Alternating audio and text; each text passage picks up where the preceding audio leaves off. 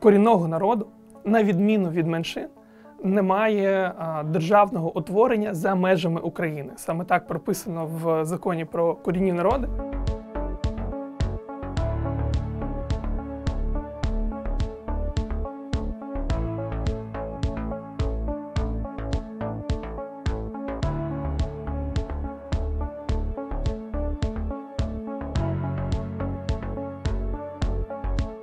Закон про корінні народи, який був прийнятий у 2021 році, є дуже важливим етапом у реалізації прав корінних народів, у тому, що він надає такі закріплені можливості саме в правовій реальності.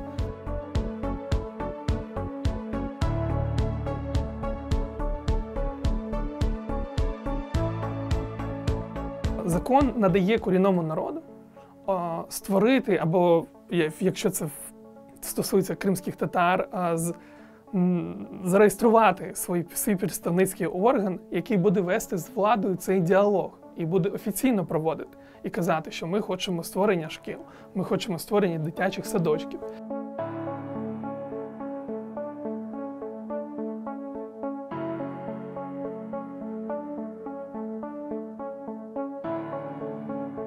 Станом на сьогодні мовою кримчуків майже ніхто не спілкується. Так, в побуті, так це точно. Єдине, що, з моєї точки зору, нам буде допоміжне, закон України про корінні народи, він запрацює в повній мірі. І кримсько-татарська мова, як мова корінного народу, буде більш розповсюджена. Завдяки тому, що караїмська дуже близька до кримсько-татарської, дійсно шлях порятунку караїмської лежить у порятунку кримсько-татарської на офіційному рівні. Але нам потрібна і допомога українців, усіх громадян та громадянок України.